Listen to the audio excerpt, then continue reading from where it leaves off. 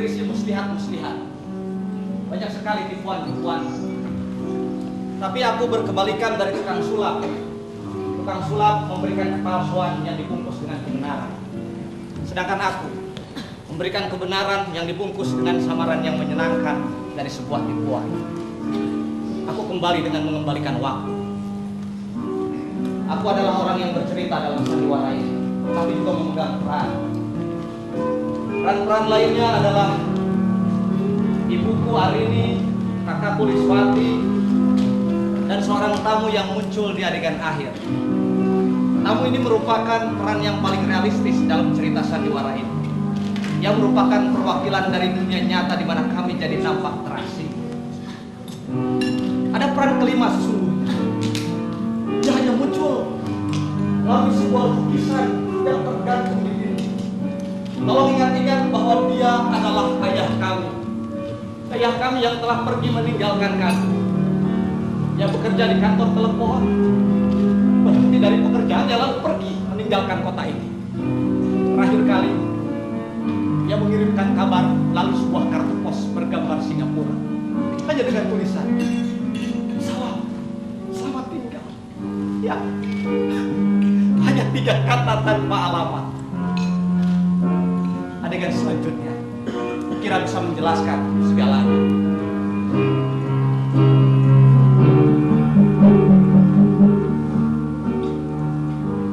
Kau tambahkanlah makananmu. Kau tambah dengan perutmu. Tambahlah nasimu. Tapi jangan banyak-banyak. Kau harus menjaga bentuk tubuhmu. Aku selalu menjaga bentuk tubuhku. Taufik? Ya, Bu. Ayo lepas makanan. Ya, sebentar, Bu. Aku pintar sekali menjaga bentuk tubuhku. Banyak sekali pria-pria tertarik padaku. Bahkan di antara mereka ada yang kutolak dan mereka patah hati. Ayo lepas makanan.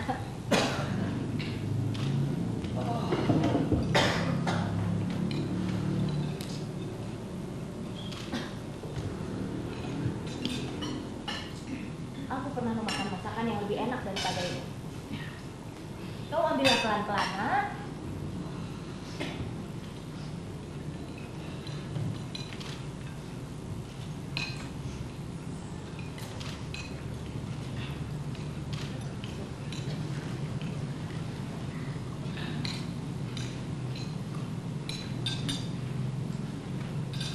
Nah, jangan suka menjejal-jejal makanan dengan jari seperti itu. Kalau masakan itu kau jejal dengan kerupuk lalu kunyahlah air. Kau tahu nak, binatang mempunyai kelenjar di dalam tubuh mereka yang memungkinkan mereka untuk mencerna makanan tanpa harus mengunyahnya terlebih dahulu. Masakan yang dimasak dengan baik itu memiliki rasa yang harus dinikmati terlebih dahulu di dalam mulut. Jangan kau lulur begitu saja makananmu. Ayolah, kunyah makananmu dengan tenang. Ayo berikan kesempatan kelenjar ludahmu untuk bertugas. Sedikit pun aku belum bisa menikmati makananku. Ibu selalu menunjukkan cara bagaimana aku harus makan. Dengan tatapan mata seekor elang, ibu memperhatikan setiap gigitanku. Omong kosong semua omongan ini. Omong kosong perut binatang, omong kosong kelenjar ludah, omong kosong mama biak, omong kosong, omong kosong. Lagamu seperti pemain film saja. Kau belum boleh meninggalkan meja. Aku mau merokok. Kau merokok terlalu banyak. Bu, biasa ambilkan pepaya ya, Bu? Tidak, sayang, jangan. Kau duduklah. Hari ini kau yang menjadi nyonya, biar aku yang menjadi pelayanmu. Tadi Bu, aku sudah berdiri dulu. Duduklah sayang. Kau harus tetap terlihat segar dan cantik bagi tamu-tamu pria. Tapi Bu, saya sedang tidak menunggu tamu pria manapun. Enaknya, mereka semuanya datang tanpa disangka-sangka. Aku ingat suatu sore ketika aku masih gadis di Jatiwangi. Aku tahu lanjutannya. Iya, tapi biarkan saja Ibu bercerita, Pak. Pasti yang itu juga. Ya, Ibu kan senang menceritakannya. Aku ingat sore itu aku menerima 17 tamu pria. Sampai-sampai kursi-kursi yang ada tidak cukup untuk menampung mereka, dan aku harus menyuruh pelayan-pelayanku. Pelayan, tolong ambilkan kursi di depan. Lalu bagaimana ibu menghadapi tamu-tamu pria itu? Aku tahu betul Pasti. Iya, gadis-gadis pada zamanku dulu mengerti betul seni bercakap-cakap. Iya, lalu? Kau tahu nak, perempuan itu tidak cukup hanya memiliki wajah yang cantik ataupun raut tubuh yang menarik saja. Dan di dalam kedua hal itu, aku tidak kurang sama sekali. Perempuan juga harus bijak, lincah, dan memiliki lidah yang siap untuk menerima segala macam kemungkinan. Biasanya apa saja sih Bu yang diperbincangkan? Banyak sekali kejadian-kejadian penting dunia. Kami tidak pernah membicarakan soal-soal yang konyol, apalagi yang kampungan. Karena tamu-tamu priaku adalah pria baik-baik. Di antaranya ada tuan-tuan tanah muda, ada Tuan Mukhtar yang kini menjadi direktur bank di Jakarta. Kemudian juga ada William Reinberg yang malang. Dia tenggelam di danau ketika ia sedang berenang. Dia meninggalkan istrinya dan juga obligasi negara. Dan juga ada Winata, Bedana Karangapel, dan juga Wisaca. Wisaca adalah pacarku, kau tahu. Ia berkelahi mati-matian dengan Sujana yang pemberang. Dia tewas tertikam. Tapi jandanya tidak kekurangan suatu apapun. Dia diwarisi tanah yang sangat luas. Sebetulnya pernikahan mereka dipaksakan oleh kedua orang tuanya. Wisaca sama sekali tidak mencintai istrinya. Bahkan ketika malam ia meninggal, di sakunya masih ditemukan potretku.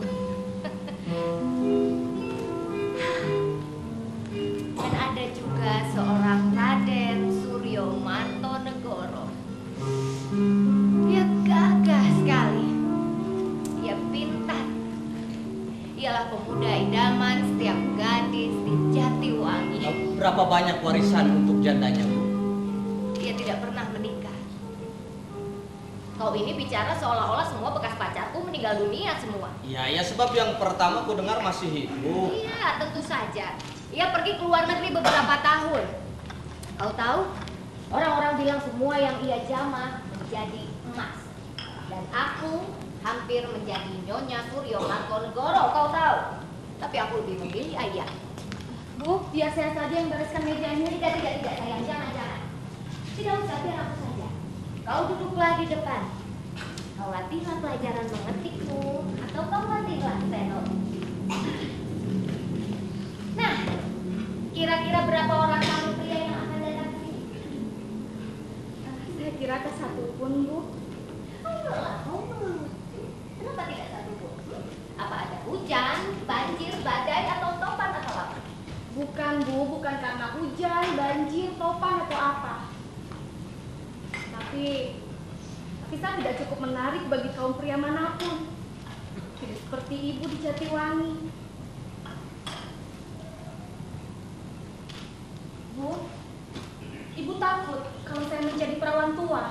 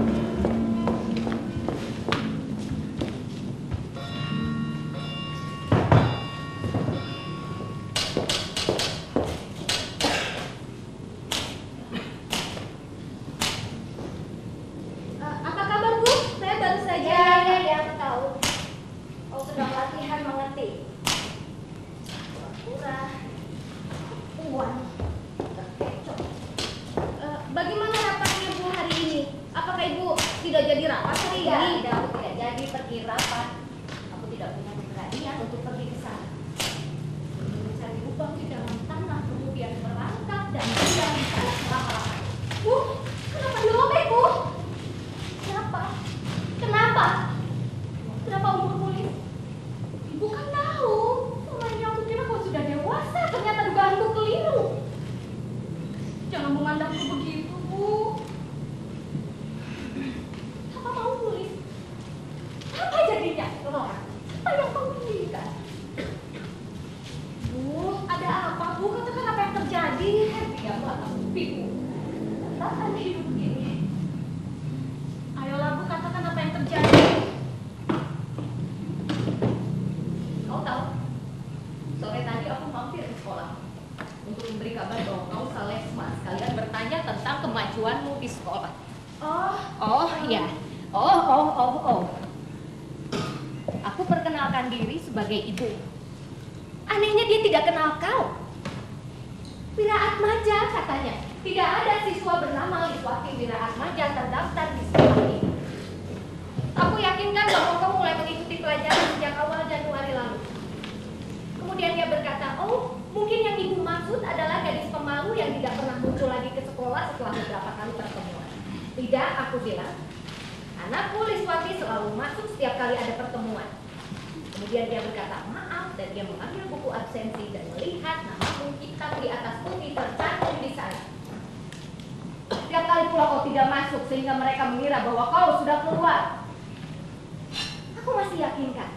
Tidak mungkin. Ini pasti ada kesalahan. Pasti catatan ini keliru. Tetapi ia menegaskan lagi, tidak Bu, saya ingat sekali dia.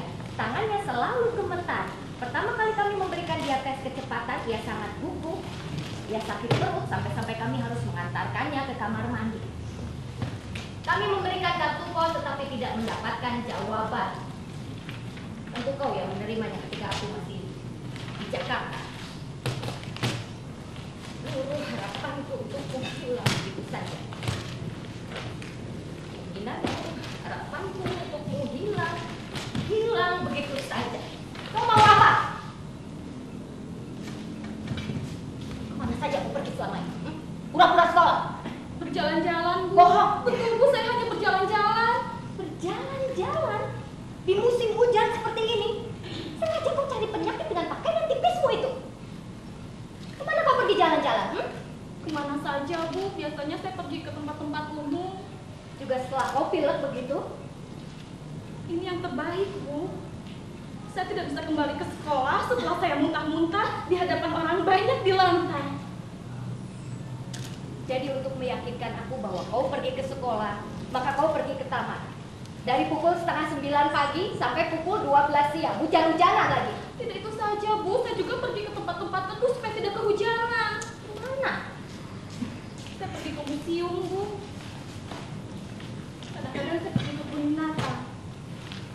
Tapi setiap Sabtu sore saya nonton bioskop. Akhir-akhir ini saya sering pergi ke kebun bibir untuk melihat bunga-bunga dari berbagai daerah, Bu. Dan semua itu kau lakukan untuk membohongi aku. Kenapa, Lis? Kenapa?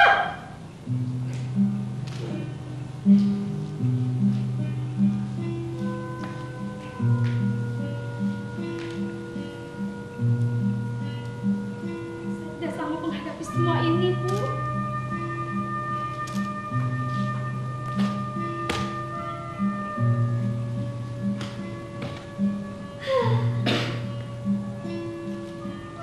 Lantas apa yang harus kita lakukan sepanjang umur kita, Lis? Diam di rumah sambil melihat orang-orang berlalu lalang di jalanan. Memuaskan diri dengan mainan gelasmu itu. Lupakan henti-hentinya memutar piringan di tempurung peninggalan ayahmu itu, kenang-kenangan pedihnya. Demi Tuhan, Lis, tidak ada pekerjaan yang tidak dapat kita lanjutkan hanya karena kita sakit perut, kegugupan.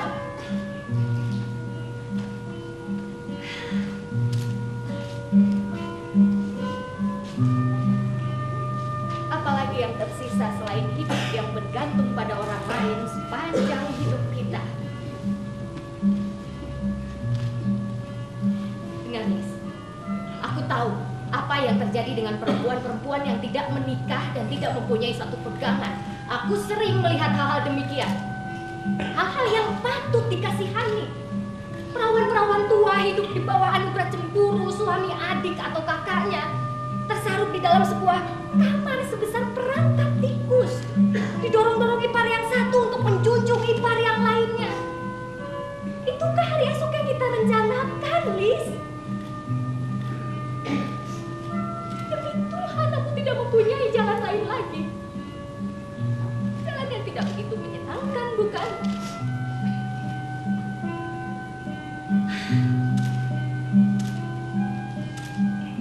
Memang ada juga perempuan-perempuan yang menikah.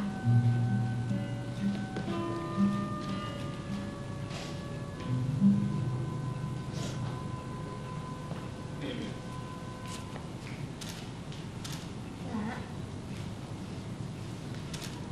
apa kau pernah menyukai seorang pria? Pernah, Bu. Satu kali. Baru saja saya temukan potretnya. Ia memberikan potretnya padamu?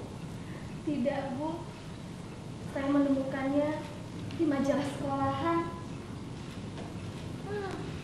Anak SMA. Iya. Namanya Yunus, Bu.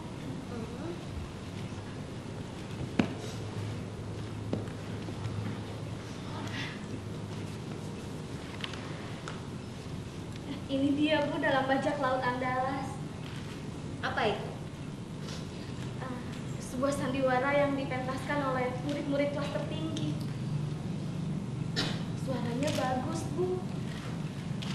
Setiap hari Senin dan Jumat, kami berdua duduk berseberangan di aula. Dan ini, Bu, ini dia dengan piala yang dimenangkannya dalam lomba debat.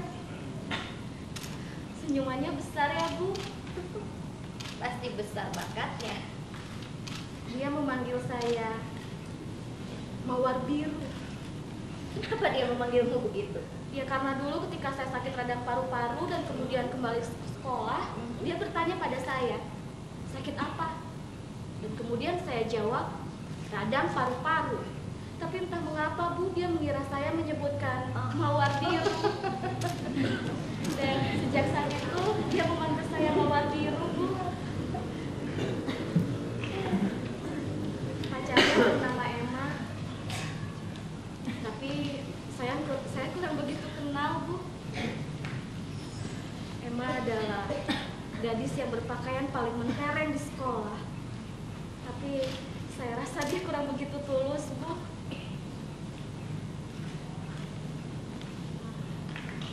Di majalah itu disebutkan kalau mereka sudah bertunangan. Tapi itu sudah 6 tahun yang lalu, Bu. Mungkin saat ini mereka sudah menikah. Tidak apa-apa, Nak. Tidak apa-apa. Perempuan-perempuan yang tidak memiliki bakat untuk menjadi wanita karir sebaiknya menikah saja dengan pria baik-baik. Kau juga pasti akan menikah, sayang. Tapi, Bu,